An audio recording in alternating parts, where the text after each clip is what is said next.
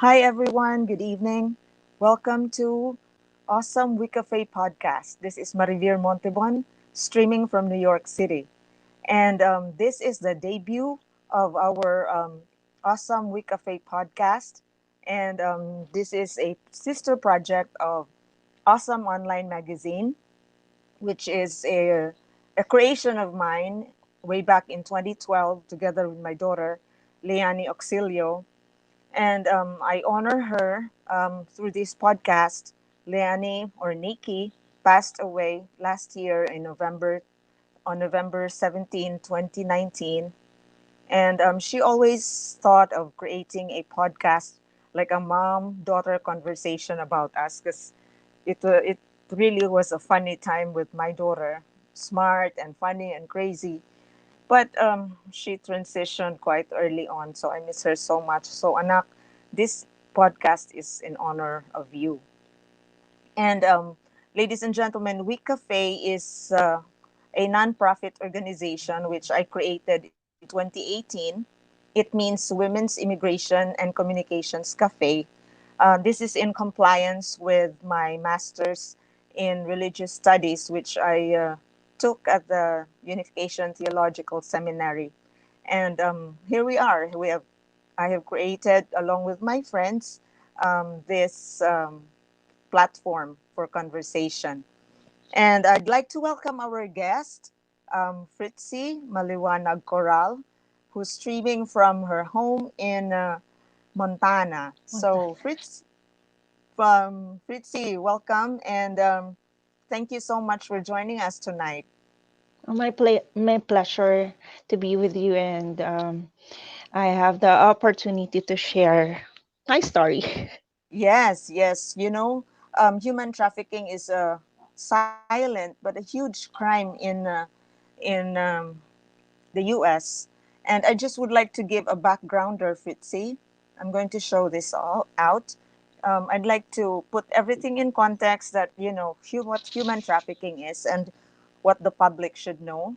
Human trafficking is a serious crime and violation of human rights involving the use of force and coercion, such as kidnapping, deceit, such as when you are recruited, and intimidation through the use of force to exploit a person into slave labor or sexual exploitation. Now, the U.S. is a top country with human trafficking cases, according to the Bureau of Justice. Sex trafficking victims are more likely to be black persons at 40% and white 26%, while for labor trafficking, victims are more likely to be Hispanic 63%, that's a staggering um, statistics, and Asians at 17%. Now, according to the National Human Trafficking Hotline, which receives an average of 150 calls per day, California, Texas, Florida, Nevada, and New York are hotspots of human trafficking. And Mexico, particularly the state of La Sala, is known to be the biggest source of sex slaves to the US.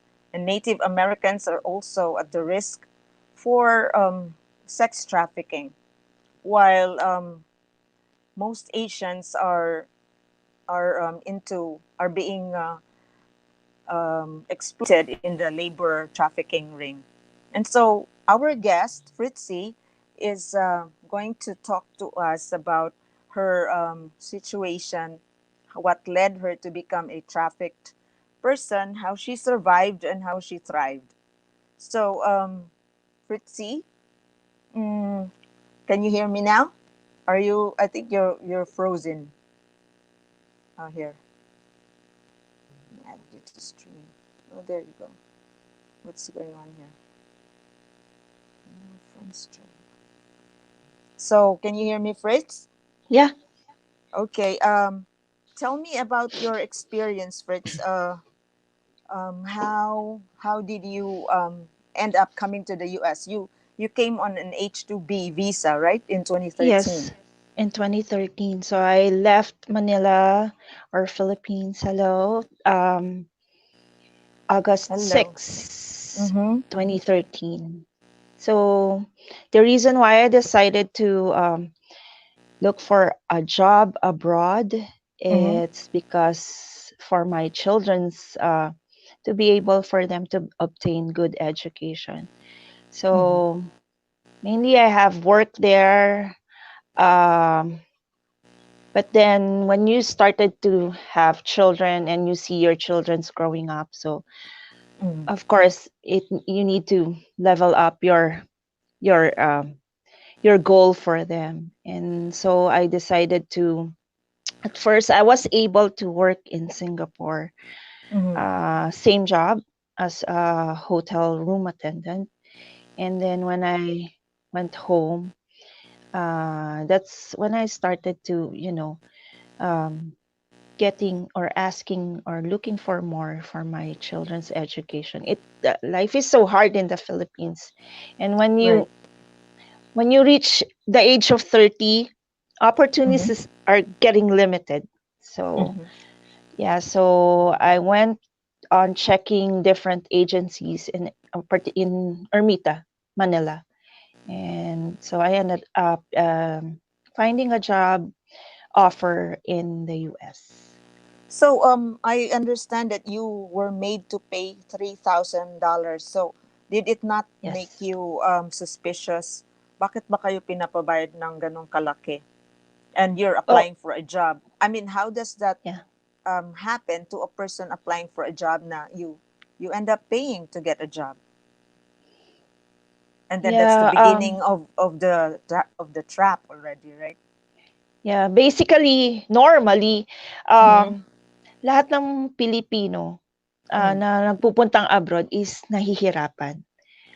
Mm-hmm. So, nung nag-a-apply kami sa agency or nag-apply ako sa isang agency, sabi ko I can't afford to pay um, the fee, yung Mm-hmm. agency fee, lahat ng fee or ng placement fee na tinatawag nila. But then, pag nandiyan na yung opportunity mo, wala ka na magagawa but to look for a source na So in para your mabayaran case, mo. did you borrow money para makabayad ng placement fee? Yes, the agency helped us look for um, an agency para For you to loan, makahiram. para Yes, to loan. maka-loan.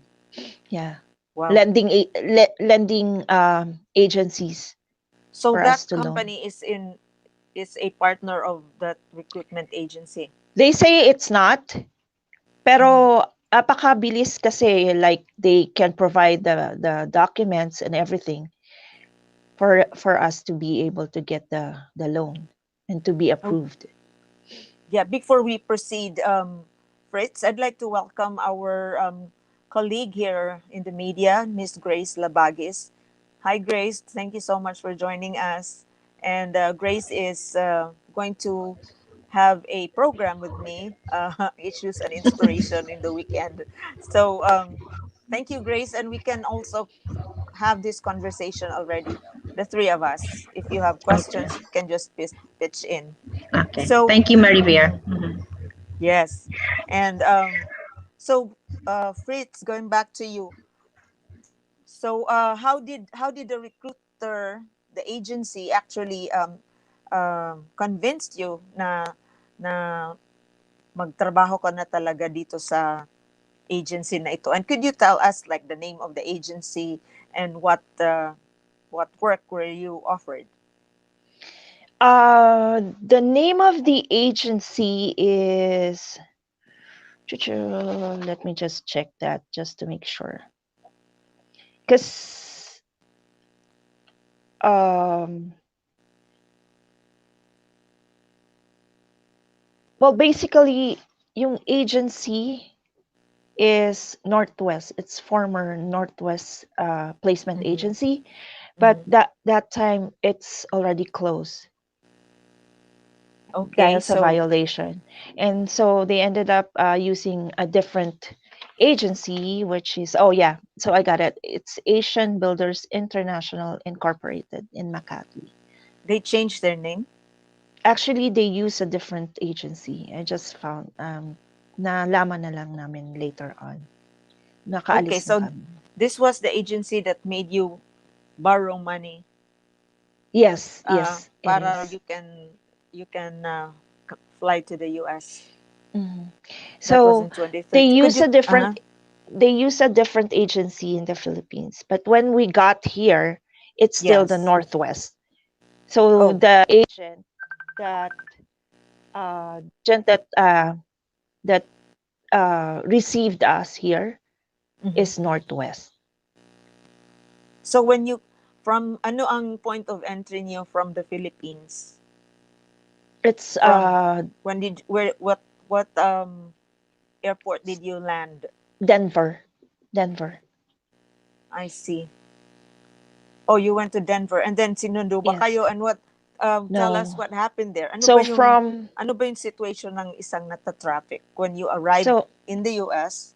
What happened? so from Denver, Mhm. um, yung ticket namin kasi dire-diretso eh. So from Denver, uh, diretso kami ng Montana, Billings, Montana.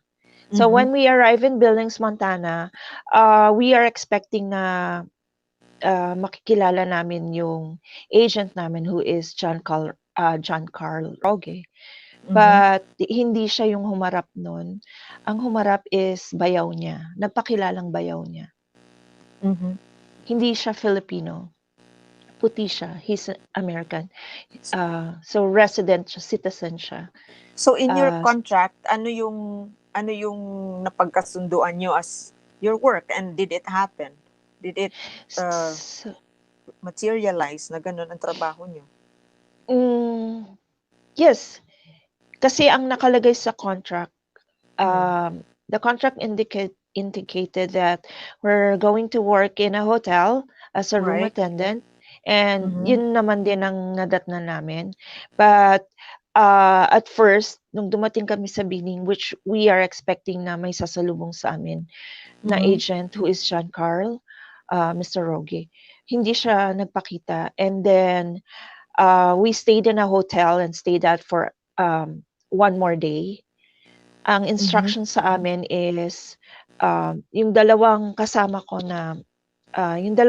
ko who has been na nagtrabaho na sa Mm-hmm. Amerika, na mauuna na sa akin at maiiwan ako sa billings kasi I need to process my Social Security. Na natakot na ako kasi first time ko. Mm-hmm. And Yeah. they said that lahat bayad naman. So I only have $100 in my pocket. Mm-hmm. Na I learned na yung pamasahe is $77. Oh my So God. wala akong pambili ng pagkain kasi wala palang pagkain Mm. sa hotel kung hindi pa kami Oh. bibili. So I only have $100. So tinitipid ko 'yon. Oh my God. Yeah, nakakatakot din, maiiwan ako mag-isa. Ang instruction sa akin is kukunin ako ng bayaw at Mm-hmm. dadalhin sa office ng Social Security. Na nung ako'y dinala doon, iniwan din ako sa Social Security at naglakad na lang ako pabalik sa hotel ko. Oh my God. So it was so How many scary. minutes did you walk or Oh, hours? I didn't remember pero ilang blocks din 'yon, napakalayo. Right? Na walang And tao sa Billings. It's oh Montana, my God. walang tao. Wala siyang So tao. lumakad ka sa daan na walang tao. Yeah. Is it Mhm. like a forestal place? No, no, it's a Hindi city, naman. pero Okay. wala siyang sasakyan, wala siyang public transportation or Mm-hmm. hindi ko alam kung may bus o ano. Pero I think wala eh kasi dito sa Montana talagang mahirap yung public transportation.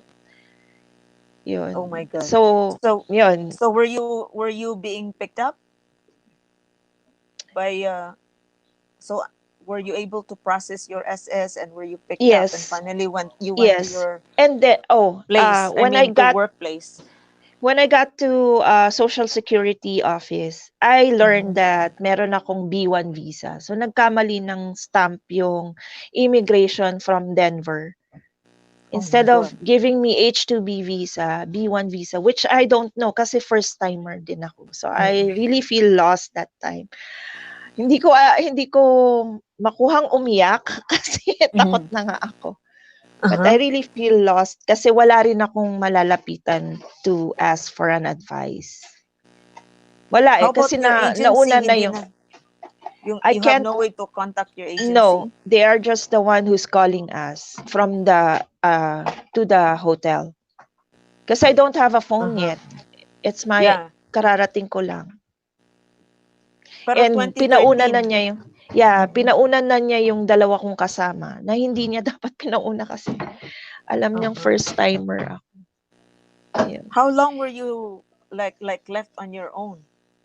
Just a day.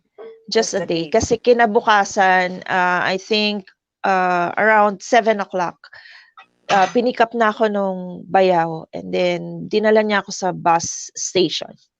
Which is my plane pala. Ngayon ko lang Mm. nalaman na pwede pala akong mag-plane going to that Oh, place. imagine ganun kalayo. Yeah, so nag-bus ako. For For the how whole long? day yon mahaba, isang gabi na ako dumating sa Sydney, Montana. Nag-bus ako, wala man lang akong pabaon kasi I don't have money anymore. Nagbayad akong $77 for the So bus. you didn't eat while traveling? No, no. I Mm, only how got, horrible. I remember I only got a mashed potato, frozen mashed potato, and I saved that for my dinner, and I saved that till makakain, I can makarating just ng imagine, Sydney. napaka-horrifying naman yan. It is, parang feeling ko nga gusto ko nang matapos yung travel na yon, na Mhm. nakahinga na lang ako nung sabi ko, totoo ba 'to? Na nakahinga na lang ako kasi the bus dropped me to a pickup center dun sa waiting shed lang Mhm. sa Na Sydney, wala ring tao. Montana. Walang tao, so I waited for the manager of the hotel. So Mhm. nagpakilala na lang siya kasi naiiba ako eh, wala namang Pilipinong iba dun. So nilapitan niya ako. So I feel very thankful nung nakakita ko ng tao na may Uh-huh. kakilala ako. Yun. Right, and Filipino pa.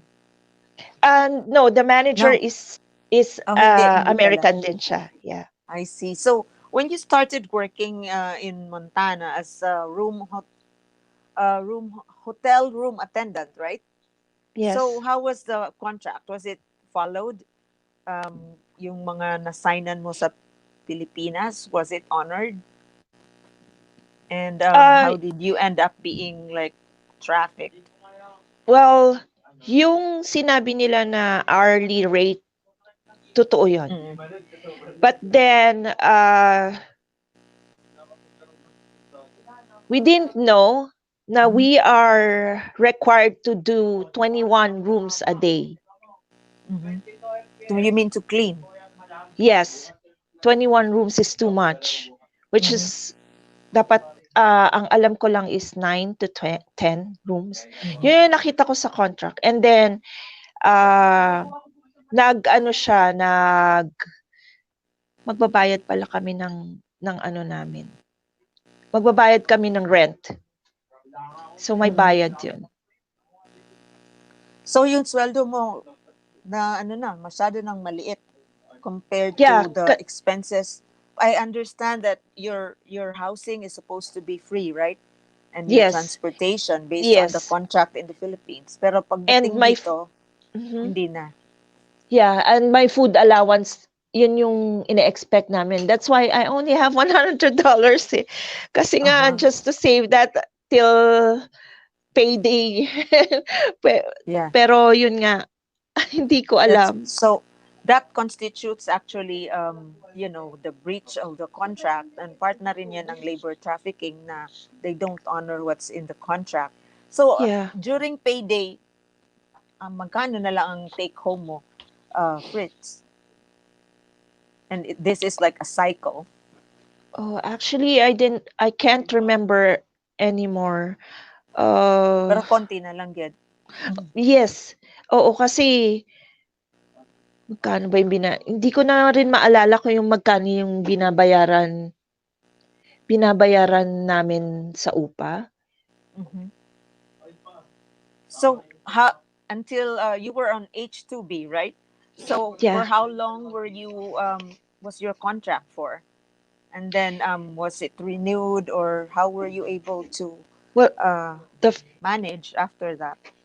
the first contract states that we have 8 months to work, but unfortunately, Mhm. nag-start na yon before pa kami makakuha ng visa. So we only have 2 months of yon para makatrabaho na lang. So 2 months na And lang na ang legal work mo. yeah, And so after that, nung after that, nag-promise naman yung agent namin na ire-renew yung aming contract. mhm. And it did it happen? It did, but this is may surprise na naman. So every Ano? time pala magre-renew kami ng contract, may bayad pa rin. How So much we did need you to pay pay? them, we need to pay $500 Wow. para magkaroon Kamo kami naman, ng kontrata ulit. paano ka makakuha ng $500 kung maliit na lang ang sweldo mo from all Nangutang those ako. deductions? Wow. Nangutang na ako noon kasi I'm trying to pay yung loan ko sa Pilipinas eh. Mhm. Yeah, yung start off ka ng $3,000 Yeah, loan. so nangutang na naman ako. So nangutang ka diyan sa Montana? Is there like, or is the agency giving you another body to, I mean, a group to get a loan from? No, no, I think nangutang na ako sa kapatid ko. Who was in the Philippines? Yes. Oh my God. So baon na baon ka na sa utang while Oh, working. yeah. And so in times like this, how did you keep yourself sane? Ano yung, paano ka, how did you hold yourself together sa ganitong sitwasyon? No, I always think of my family pa rin, laban lang. Mhm. At saka Mhm. kasi tayo namang Pilipino eh, basta may trabaho naman, hindi naman kami Mhm. nawala ng trabaho noon. May pag-asa pa rin. Mhm. At saka nga, um, pinanghahawakan namin yung promise nung agent namin na i-renew niya kami. Which is, meron nga siyang ibinigay sa amin na contract. Sa ibang hotel. Yes, ibang lugar ng Montana. Oh, okay. So, anong taon ang, I mean, from Montana, were you assigned to other places of work ng agency mo? Well, I remember that there was two offers sa amin. Mhm. One is in North Dakota and the other one is in Havre, Montana, which we Mhm. chose to go to Havre, Montana. Mhm. So, how was the situation in Havre, Montana? Was it better than the one in Billings? Well, it is actually ang first namin is in Sydney, Montana, which is Mhm. better than well, Havre is better than Sydney kasi um empty ang Sydney eh. Mhm. Ang Sydney kasi, Montana is for oilers. Mhm. So talagang wala kang Oh. makikitang stores, houses. Mhm. Actually, nung dumating kaming Sydney, nag-advise pa yung manager namin na huwag kaming lalabas ng bahay kasi delikado. Oh my gosh. Okay, we have a question from Grace, and I'd like to welcome also We Ramirez of WICCAFE. We is our secretary. Hi, We. Good to see you, We. Okay, Grace, you can ask your question. Yes. Hello, Marivir. Hi, Wee, and hi, Hello. Fitzy. Hi. Thank you for joining Marivir and us tonight and bravely sharing your Yes. story with us. Yeah. So you told us your journey, no, to to your job in Montana, right? So you were saying marami kayo. So ilan kayo and how many Filipinos ang Oh, kasama mo? umalis kami, tatlong babae. And then when I got in Sydney, so one, two, three, four. Basically, parang 8 kami sa bahay. Walo kayo. And how many rooms in the house? 3. Just 3 rooms. Yeah. So yeah, So, that's a bit crowded for eight and to live. babae at lalaki yon. So, Oh my yung isang goodness. room, Okay. the biggest room, that's what we share together with Mm-hmm. the 3 ladies. Mm-hmm. Tapos, yung mga lalaki, nagsishare sila dun sa 2 kwarto. And how So, many minsan, Filipinos kayo? Ilang lahat, out of the 8, lahat Filipino yon. lahat. Okay. So, lahat, Okay. yung iba, natutulog na lang sa sala. Most of the time, mas gusto kong matulog sa sofa. Kasi nga, Yeah. ang bed namin noon is 2 lang sa kwarto namin. So, Oh my nagshi-share goodness. kami, Mm-hmm. nagshi-share kami. Nagro-rotate kami kung sino yung unang darating, yung last darating, yun. Wow. And then you had to clean up 21 rooms Yes. a day. Were you able to manage that? Yeah, yes. 21 rooms a day. Kasi kung hindi, sisigawan ka ng, ng supervisor mo. Mhm. So the owner of the hotel or the facility is what nationality? American. American. So they are familiar with your situation at that time or no? Um, Sabi nila hindi nila kasi alam yung nangyayari. Okay. Hindi nila Kasi sa alam. agency lang lang Agency. sila Oo. nagre-link. Mhm. Yeah. Mhm. Wow. Mhm. And then Yeah, but always temporary lang naman sila na temporary. So 8 guest months. kasi right. Mhm. So that's the vulnerability there. Kasi Right, right.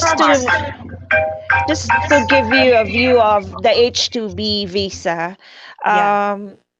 ano siya hindi siya permanent. So, after contract, kailangan umalis ka dun sa place na yun. Ililipat ka naman nila. So, pwede kami magstay in 3 years, which is yun yung nalaman ko sa Pilipinas pa lang. Na mababawi mo yung babayaran mo kasi 3 years ka pwede magstay sa Amerika. Na hindi pala ganun. No, it is just like a blanket contract na they can be there for 3 years. They can be in the U.S. for 3 years, but it's actually when they reach the U.S., prerogative na yon ng agency at ng employer Yes. na i-move na sila. Kasi halimbawa, season ng summer, pupunta sila lahat sa Florida and then ililipat na naman sila into a mountain resort pag high na naman ang traffic ng tourism doon sa winter. So, that's why they are so disposable and vulnerable. Yun ang situation ng labor trafficking na ano na experience ni Fritzy. Do you have a question, Hi, Fritzy. Good, Hi. Marvin. Good evening. You said that yung contract mo na-renew, right? Yes. Yeah. So, was it better nung na-renew na siya? Meaning, nasunod na lahat yung napag-usapan dun sa new contract? Same, ang housing is same. So we share this one house with the other Filipinos. So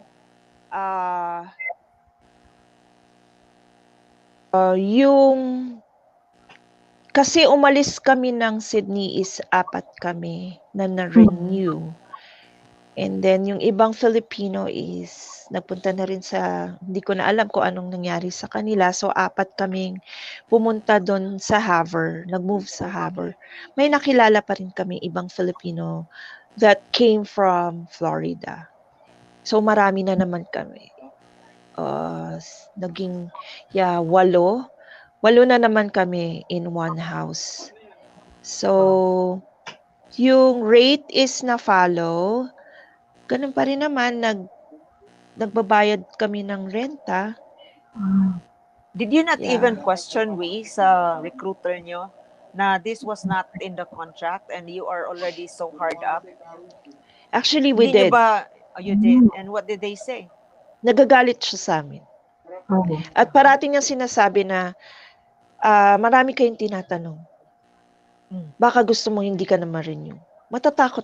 Takot na kami kami kasi ayaw Oo. nga naming umuwi eh. Marami kaming utang, lahat kami may utang eh. Lahat kami may umaasang pamilya sa amin. So, tahimik na lang kami, sumusunod kami sa kanya. Were you being And threatened of deportation? oh yeah, so much.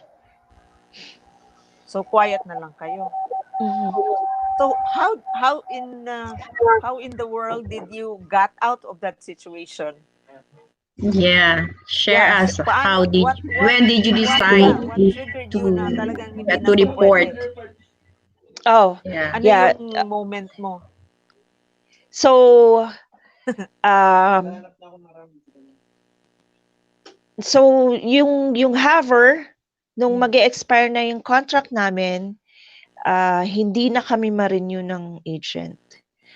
Mhm. Tapos tumaas pa yung fee niya.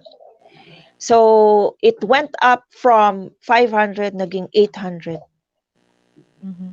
na hindi na namin kaya yon. And then nandun na yung struggle. Nagtatanong na kami na kung pwedeng wag na muna kami magbayad kasi hindi niya kami i-renew pag hindi kami nagbigay agad eh. Pag hindi kami nag-send sa kanya ng money order. How So much naman yung nakiusap renewal fee? na naging 800 yung 800. last niya namin. Malaki. Kasi bago mangyari 'yon, marami na kaming transaction na nire-renew promise niya i-renew pero ipa-process niya muna kami ng tourist visa para kami so we can stay legally in the United States. But it's illegal for us to work, but we don't have a Kung choice. tourist. Yeah. Yeah. So So we're you were still working working with that. na parang under the table kind of system. Kasi ang Yes, visa new tourist. that's Can you right. imagine they And can switch, no? and It even can be even switched. the even the employer is in a struggle that time kasi bawal sa kanila yung ganun eh. Mhm. So naaawa lang sila sa amin that time because hindi naaawa sila na wala kaming pupuntahan. So did you make personal appeal sa employers halimbawa na please take us dahil wala kaming mapupuntahan? Did you go into that Yeah, level? yes. Oh my God. That's right. Yeah. Dahil wala na kaming mapupuntahan. Well, actually, yung incident na bakit kami nag-decide na kami, ni-renew niya kami sa North Dakota and then nakiusap ako na wag na muna kaming magbayad kasi nga wala na kaming kinikita eh. At Right. saka Grabe. parati kami naka-tourist visa and every time mag-file kami ng tourist visa, may bayad pa rin kami. Ilang beses na kami nagbayad sa kanya ng ganun. So nakiusap ako sa kanya and then nagalit siya sa amin. Then kinabukasan na papunta na sabi niya ganun, pumunta na kayo ng North Dakota. Wala pa kaming hawak nun na na contract. But nag-decide na rin kami na to follow him kasi no choice eh. Dahil paalis na nga wala na kaming kontrata dito sa Haver. So kinabukasan may email kaming natanggap na wala na kaming trabaho. We So don't you have were, job anymore. So wala na kami, oh my God. dead end na kami. So sino yung kami and what did you do? Lahat kami na nandito na Filipino. How many We're are you? supposed to, Were you mga 10? not really, 8. 8. Yeah. So you had no more job. So what were you planning? Anong iniisip nyo at that time? This was 2016? Anong taon to? 2014, I think. Oh, okay. 2015. So how did you survive? Oo. So, 2015. nakiusap kami sa employer namin na and mabait naman sila, pinatira kami muna. Tapos Doon sa apartment. they took risk na pagtrabahuin kami kasi naawa sila sa amin. Pero nakakatakot kasi dito sa Montana, nandito yung border patrol eh. At sa hotel sila nag-i-stay, naka-check-in. So yung nililinisan naming room is mostly border patrol yung naka-check-in. Ganun ka nakakatakot. Pero talagang kapit sa patiling na lang kami para mabuhay kami. And then, yun na nga, tapos si Ate Rosita, pumunta siya sa New York. So may nakilala Mhm. siya at na-meet na niya si Ma'am Susan Pineda. So nung nabanggit Yes. niya sa akin si Ma'am Susan, nagkukuwento si Ate Rosita pero not really putting emphasis of anong dapat gagawin. Basta may nabanggit siyang Mhm. T-visa. So Mhm. sabi ko sa mga kasama ko, bakit hindi natin alamin yon? So hiningi ko kay Ate Rosita yung number ni Ma'am Susan at tinawagan namin si Ma'am Susan kasi before nun, naghanap muna kami ng mga lawyers na tutulong sa amin. Every time na may Mhm. tatawag kami sa lawyer through Google, online, sinisingil kami $100. Wala nga kaming pera eh. Mhm. So talagang iyak na kami, takot na kami lahat. So nung nakausap namin si Ma'am Susan, ang sabi niya sa amin, nag-set siya ng meeting online, video, para Mhm. i-orient niya kami tungkol sa T-visa. Tinuruan niya kami, in-explain niya sa amin. Siguro several meetings yun, talagang binigyan niya kami ng orientation. And so, nag-decide na kami buo as a group na we're going to Wow. do it. Susan And, was your angel. Wow. yeah, yes. Susan should have joined us today tonight, but for a sad reason, she's not feeling well, so hindi siya makasama. But then she is part of the Yes, Susan struggle. is the lawyer.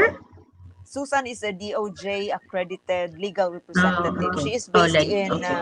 Virginia, and she Mm-hmm. is also a paralegal, a lead paralegal Mm-hmm. in Virginia. So she knows how to manage these kinds of situation. So Mm. so you That's good. applied. Yeah, you applied na ng T visa nyo, Fritz, Yeah, or it so took time. sinabi Ma'am Susan advised us na mag-move muna, maghanap kami ng lawyer. Mm-hmm. But then, wala na nga kami makitang lawyer, so sabi niya, "You have to move somewhere na closer sa akin para naman yung communication natin." Mm-hmm. So, Eh we wala naman decided kayong work. So pwede nang meron lumayas sa meron kahit namang saan. kasi meron talaga kaming yeah, tapos meron yung yun ngang pambayad namin sa agent is naka-save. Meron Mm-hmm. talaga kaming isine-save para nga naman kasi no choice eh, kailangan mo Mm-hmm. magbayad. So yung perang hawak namin, yung mga last money namin, we went to New York.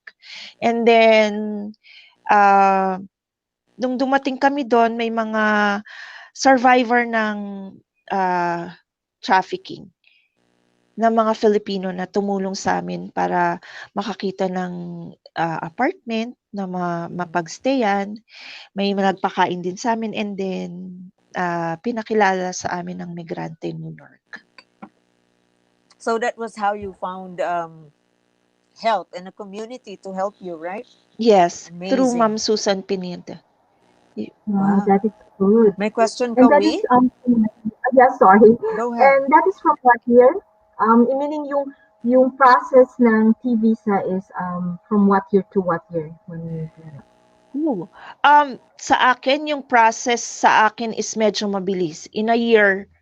So, Mm-hmm. no, basta in a year yon, in 1 year span of time, na lumabas yung result ng application ko. So did you call the national Yes. human trafficking hotline, and did you talk to Yes. an immigration officer and all that process? Yes. Is Yes. ano ba mahirap ba, matindi ba? Ay, Is it tough? iisipin mo nakakatakot, but hindi. Very, ano sila, very concerned at saka very helpful sila. Mhm. Makikinig sila sa'yo at saka hindi mo mararamdaman yung takot. Oh, they are very parang assuring. Yes, Wow. natutulong sila sa'yo, aalalayan ka. So ngayon, Fritz, you are an accredited anti-human trafficking advocate. So do you this means you are in the field of educating the public about this? Yeah, yes, ma'am. Do you like hold seminars and all that? Let me show you the Yeah. picture of your children na nag-reunite na kayo, ha? Nung ma-approve na Yep. yung TV sa mo. Mhm. So that's Fritz and her children. Bago lang kayo nagka-reunite, right? After 7 years, Fritz? Yeah, Or this 8? year, dumating yung mother ko, yung 2 sons ko, October 11 this year. Congratulations Thank naman. you. So that's a happy Thanksgiving celebration for you, ano ma? Yes. Galing.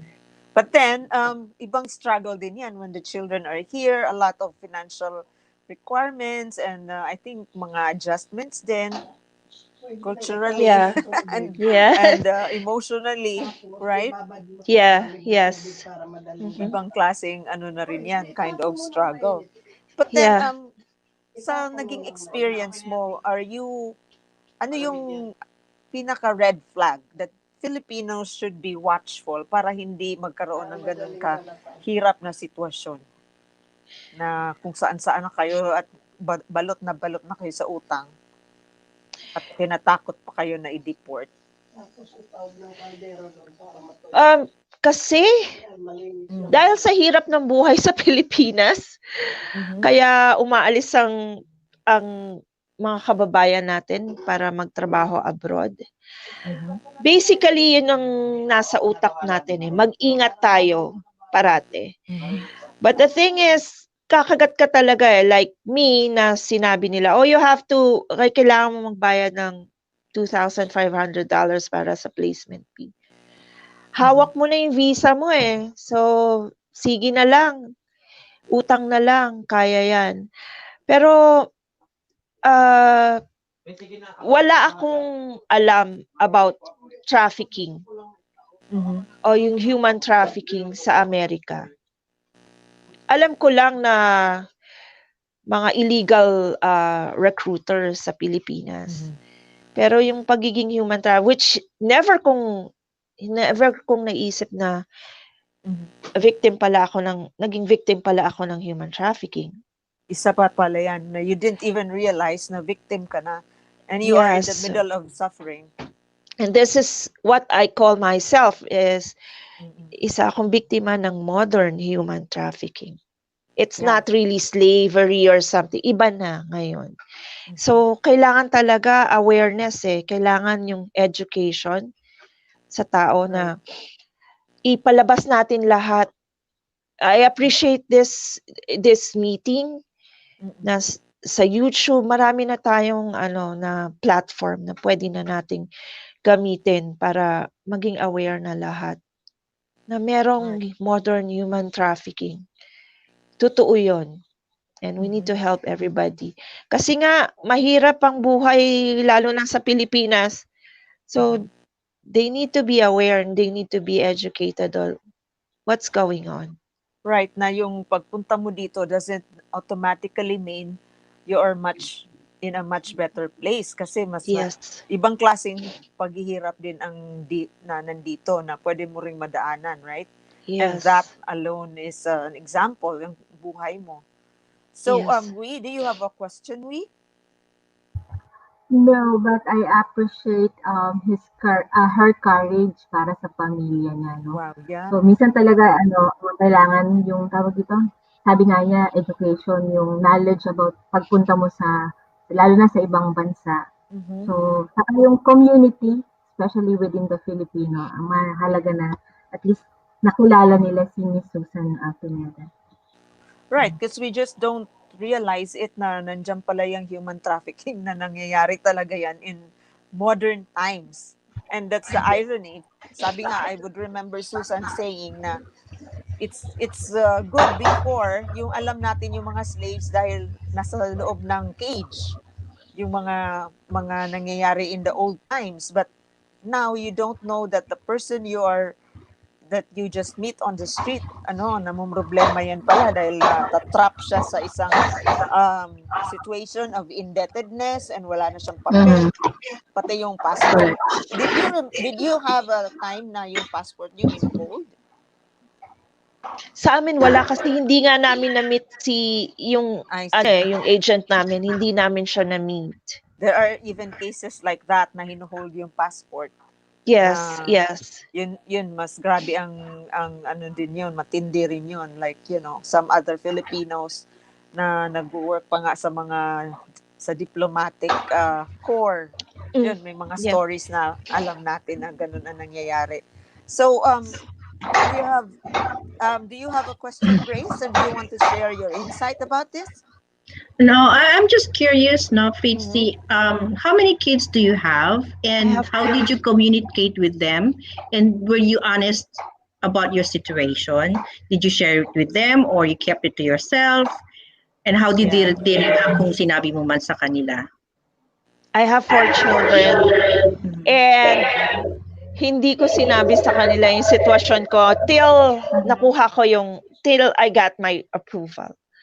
So I Wow. communicate with them, yeah, with chatting. Pero yun nga hindi kami masyado nag-uusap kasi Mhm. magre-reflect sa akin yung yung anxiety ko eh.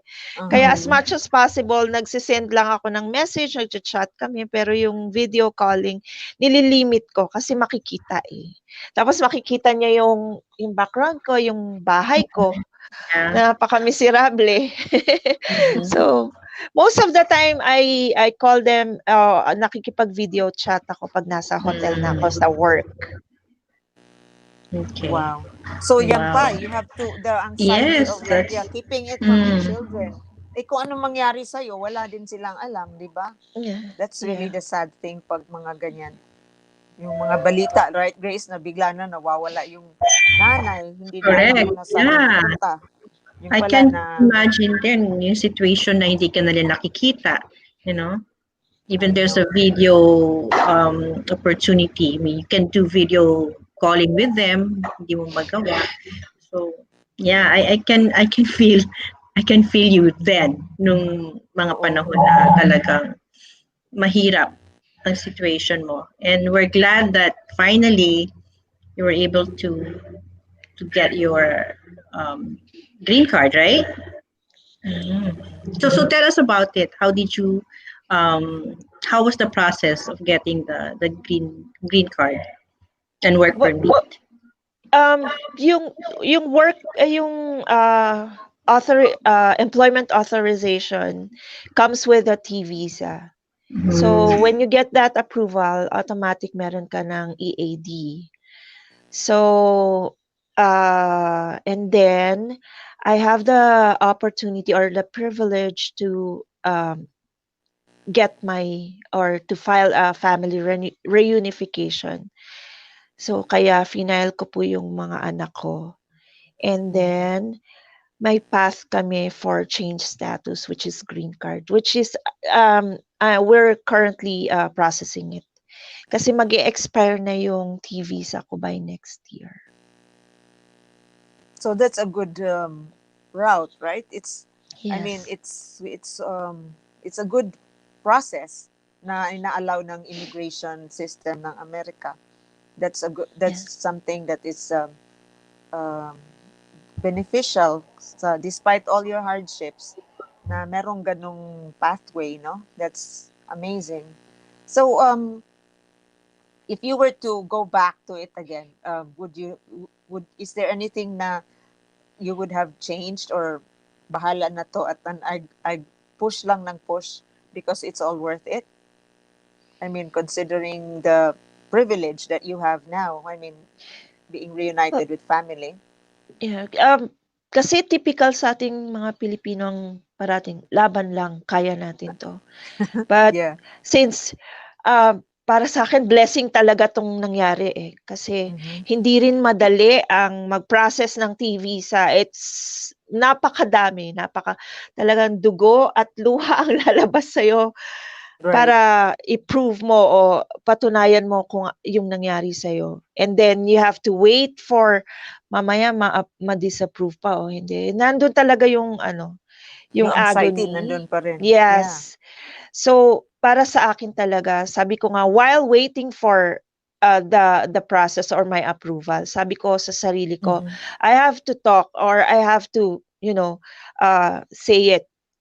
Kailangan ko Mm-hmm. lumabas o get out para i-share ko na. Kasi kung hindi man ako ma-approvehan, at least alam mo yun, yung na-justify ko yung sarili ko na, oo, nabiktima na ako, pero this time, kahit papano, kung may makakarinig sa akin at maniniwala sa akin, matutulungan ko yung ibang tao. May masisave ako kahit papano. But then, lalo na na-approvehan ako, I have Mm-mm. to, to i-share ko kaya every time may maririnig ako na pwede ka bang mag-talk or ano, Yeah. naiintindihan ko yung iba na they are trying to protect their family kung magsasalita. But para Mm-mm. sa akin kasi hindi. Ang hirap ng pinagdaanan ko, sobra. Sobrang Mm-mm. hirap. So, Yeah. ayoko nang makaranas pa yung iba. So, on my little way, gusto kong may ma-save. So, baka may mangyari pa rin sa family ko o sa mga anak ko kasi you don't know. Mm-hmm. Kahit yung labor trafficking or something, you don't know. So, I need to speak Mm-hmm. para ma-educate din sila. So, yun Right. talaga yung promise ko. So, that's my advocacy. That's very worthy of praise at you're bravely coming out and educating us tungkol sa sitwasyon mo because as we mentioned a while ago, napakalaki ng crime, malawak ang crime ng human trafficking na hindi lang natin naiintindihan. Parang nino-normalize.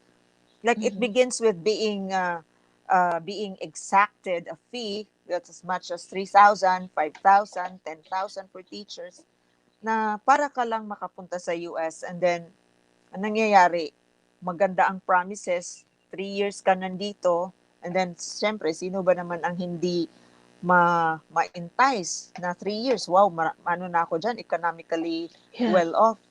that's Pero right. pagdating mo dito, renew ka pala ng renew. Bayad ka pala after 5 months. 5 months is it, Fritz? Or 6 months? And then, or Yes. else, itatapong ka na nila. Hindi ka Mm. na nila ibigyan ng work. So, you are actually very vulnerable, yung labor trafficking. And yung So, always na mhm, sinasabing, i-deport kita pag hindi, alam mo yun, every yeah, time na papagalita ka, i-deport kita, i-deport ka. Parang mhm, anong threat yun sa amin yeah, bilang uh, na, worker. Nakakatakot.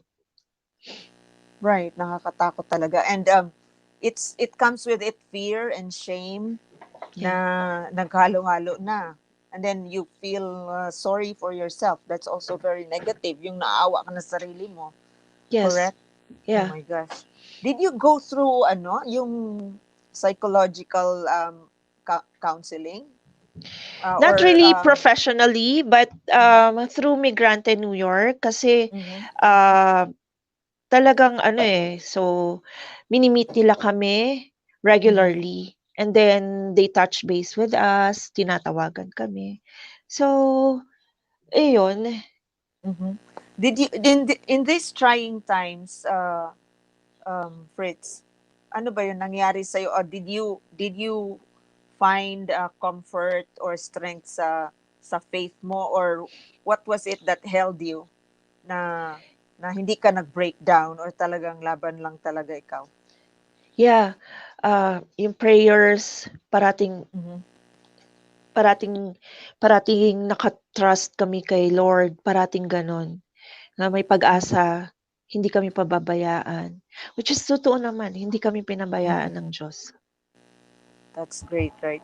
So alam mo yung mga may study kasi ng immigrants na immigrants, the way to strengthen ourselves and the community is through the community of worship. Meron din yan eh. So especially among Filipinos na very malakas ang ating faith tradition and our cultural tradition on that. So somehow that helps strengthen the internal aspect of the person na hindi mag-go into the extent of suicide or being amok, mag-amok.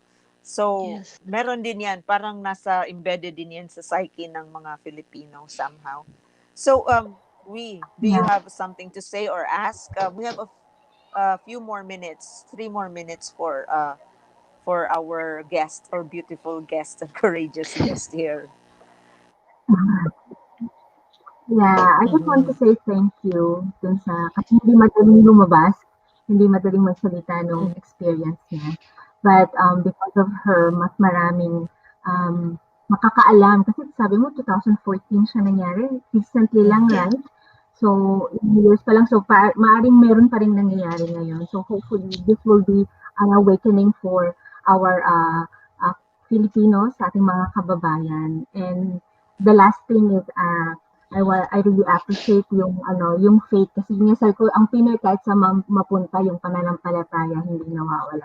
Yeah. Sa anumang struggle, and especially karating lang nung family mo na tapat pa Mm-hmm. sa pandemic, it will be very hard yung adjustment period.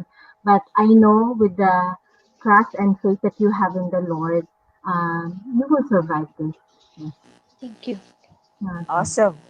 So I think we have no more. I have no more other questions, and on we can wrap up already. And I'd like to thank again our guest, Fritzy Maliwanag Coral, You're welcome and always. yes, and Fritzy, all the best to you, and do some things too that will make you happy other than just like working so hard that the children are here. Kailangan mataas na ang financial requirements ngayon. But I know you have other special talents, like you are a dancer before sa Pilipinas. Like she Opo. dances with a very popular dance group, Wea Dancers. Do you remember that, we? So, sabi ko nga, turuan mo naman kami sumayaw. So, we will, we will lose weight in this time of the pandemic. So, yung ganon. Maybe like, activities that make you take care of yourself and, you know, have some break from the rigors of the responsibility of raising children. Ha? Although they're big already, pero ibang klaseng struggle na rin yan with that's at hand now that you are all together. Pero that's, one step at a time. Nandito na ang pamilya. Ngayon, magtrabaho na to the max para sa ikabubuhay. But still, nandiyan pa rin ang struggle, right? So that's still good. And, Grace is back. So we're about to wrap up, Grace. And I just wished Fritzy her the best na sa mothering role niya sa kanyang uh, financial requirements and struggle na rin. So keep healthy and keep happy. Yun lang. And parting shots from Grace and we. Yeah, thank you again, Fritzy. All's well that ends well. For you, as soon as the family is all together, andito na ba sila lahat o wala pa? Yeah, the four Oh, they're chicks here are na. here. Wow, congratulations. So the holidays are, coming. You're happy. The children are happy. So we wish you all the Thank best. you. Okay, so we. Yeah. Again, thank you, Fritzy, and I'm praying for your green card process. Yeah, for your children as well. So, and also, sabi nga ni Grace, Thanksgiving, Christmas season is here. So, magsaya tayo. Yeah, thank you so much. And this has been a very wonderful conversation for the first time here in Awesome WICCAFE podcast. Hopefully, we will see you again in one of our future episodes. So, thank you so much and enjoy the Thanksgiving day tomorrow. And keep safe. Thank you, Grace. Thank you, We. And thanks, Ritzy. Bye Thank you. bye, Good night and everyone. happy Good All night. right. Thanksgiving. Happy Happy Thanksgiving. Thanksgiving. Okay, bye. Bye. Bye.